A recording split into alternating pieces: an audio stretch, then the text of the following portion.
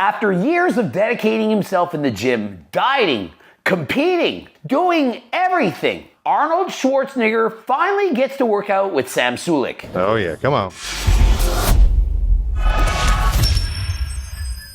Coach Greg, and in today's video, you're not gonna believe it. After years of dedicating himself in the gym, dieting, competing, doing everything, Arnold Schwarzenegger finally gets to work out with Sam Sulek. Frankly, I can't even portray the excitement as well as anybody else. Look how excited Sam is. I mean, it's one win after the other. Just like DJ Khaled, all he does is win. He never loses. Unfortunately, DJ Khaled, he never loses anyway. And so you can't help but see the excitement in Sam's face. He gets to work out with one of the greatest idols of all time, Arnold Schwarzenegger. I can already hear Greg recording a Netflix documentary in the background. Imagine getting to work out and get advice from the best bodybuilder in the world. That old man in the purple jacket is so lucky to have that opportunity, whoever he is. Honestly, Sam sharing this machines with that elderly man keeps me faithful for a respectful future. A lot of the more pro bodybuilder guys, they tell me I'm lifting too heavy. So where's the sweet spot? Well, there is no sweet spot. Everyone trains differently. I've come to the conclusion after decades of training that there are several ways to skin a cat. Regardless if you want to train with heavy weights for low reps or lighter weights for higher reps, high volume or lower volume with greater intensity, they all work so long as you progressive overload, which is to train harder than last time. And everyone's body requires a different method. And so what I think is important is that you train the way you enjoy training, because if you enjoy it, you're going to keep doing it. And the thing that separates the best bodybuilders from the lower tier bodybuilders is, in fact, aside from genetics, consistency in the gym. When you see the best bodybuilders in the world, they've been at it for years. Sam Sulek himself, who just turned pro, he was at it for 7 years. Most people will never train consistently at anything in their life for 7 years. And myself, I didn't achieve an IBB Pro Guard until my 50th competition.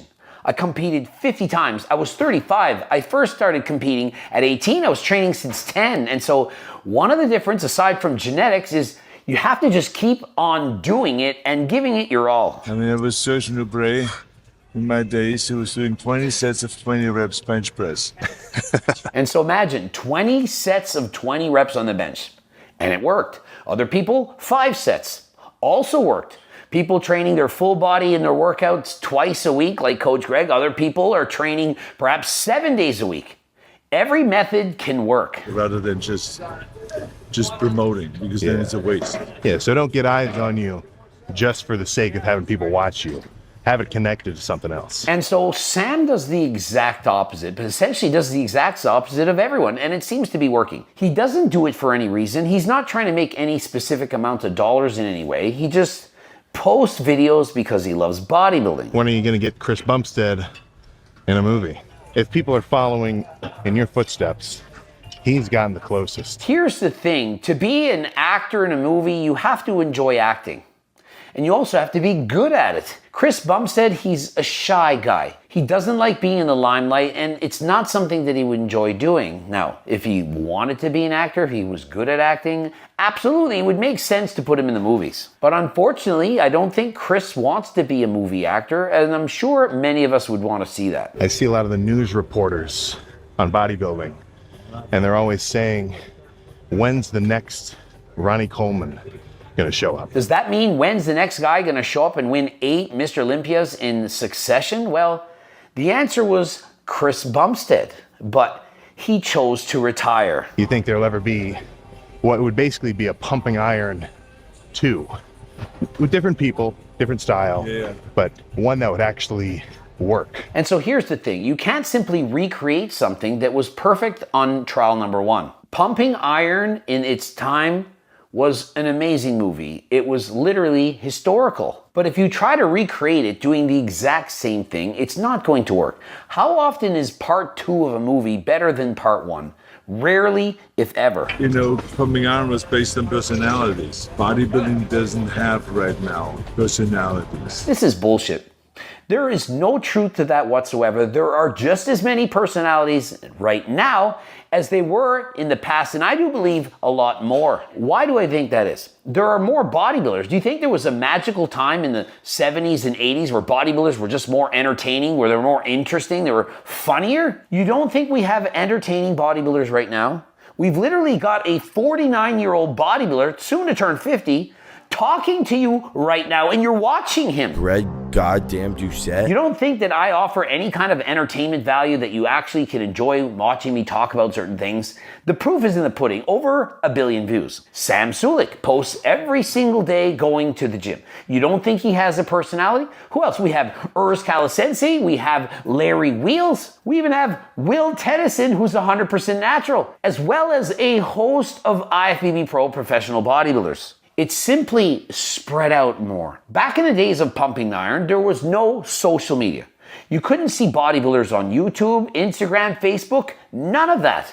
But today, we watch it on YouTube, we watch it on Snapchat, we watch it on TikTok, we watch it on Bilibili. Y'all know I'm on Bilibili, getting close to 1 million followers up in China. And so the reality is this, bodybuilding is way more popular right now as in today than it ever was in the 70s, the 80s, the 90s. Y'all think it was more popular back then? I was competing back then. When I did my first bodybuilding competition, there were 61 competitors. In many of today's shows, there are hundreds. They've added additional categories so that more people can compete. There are so many different categories, and so the sport has evolved. Pumping iron literally was the stepping stone that led to what we have right now. And y'all don't think it's gotten better? Did the Arnold Classic not just up the prize to getting close to $1 million for first place? Back when Arnold was competing was perhaps maybe $5,000, and so of course it's gotten better. You know, so that's a documentary if it has to be real. But then, then you have to have the personality with that. Bodybuilding doesn't have personalities right now, as he's literally talking to Sam Sulek. The only way you then can sell that is by a written script of some sort. You don't need to sell it. You don't need a written script. You literally have YouTube. Bodybuilders collaborate all the time. They get together. They make videos. They talk, collaborate, have a good time, and people watch it. They consume it.